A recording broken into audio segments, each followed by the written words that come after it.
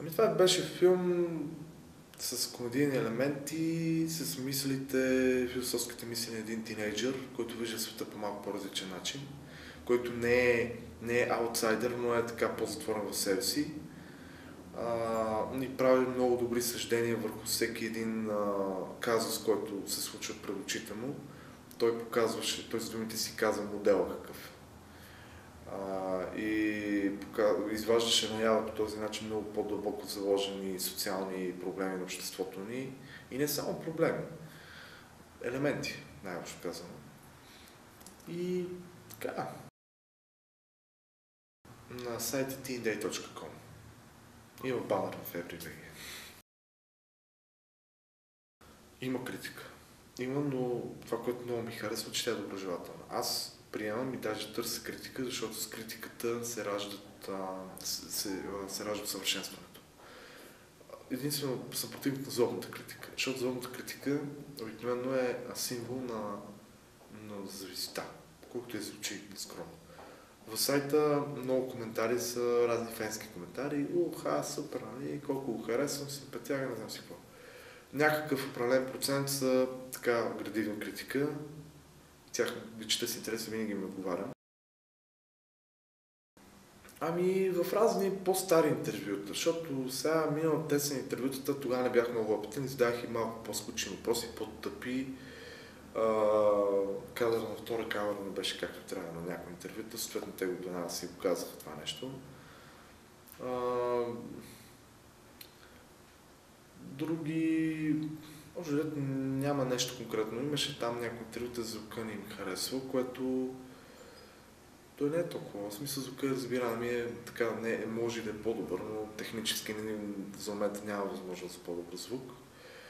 Но като цяло малко критика. Има разни злобни коментари, на които даже някои мои познати стари ги пишат. Но за мен те са си от чиста вече завист.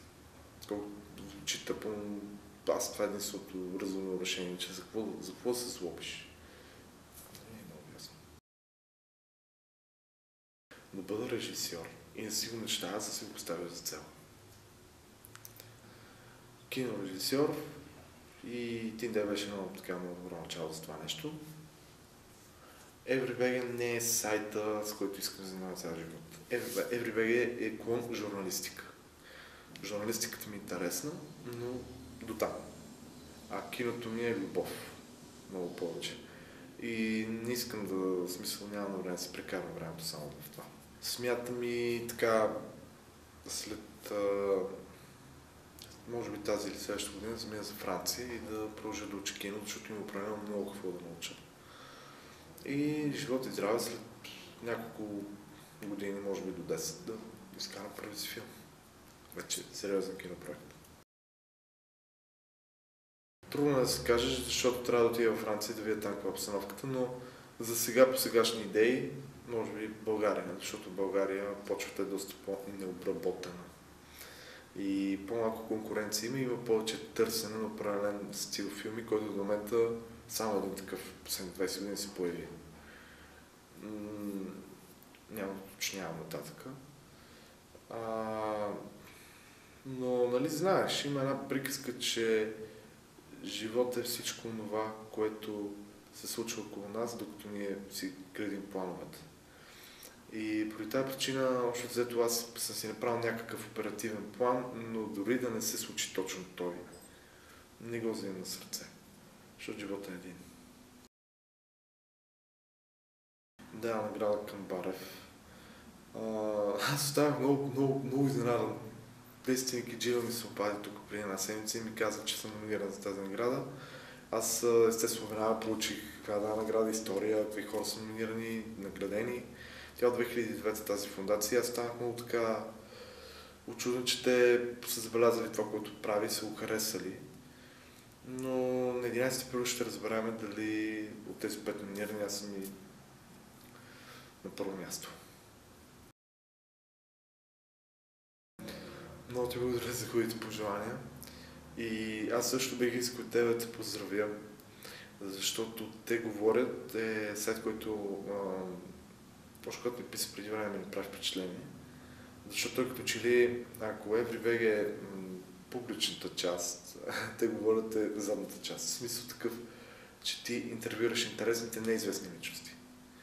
Докато аз интервюирам известните личности. И в двете има специфика, но при всички положения на теб ти е малко по-трудно. Защото за да намериш, това го казвам и на нашите зрители, фенове, защото много лесно да напишеш, примерно, Калин Горчарски, да видиш тонова информация за него. Много трудно за... Примерно ти ми каза Народ Колева, която се интервюира, която аз съм чувал, сигурно е много добра в това, което прави, да намериш информация за човек, който не е известен. Това вече е майсторолог, според мен.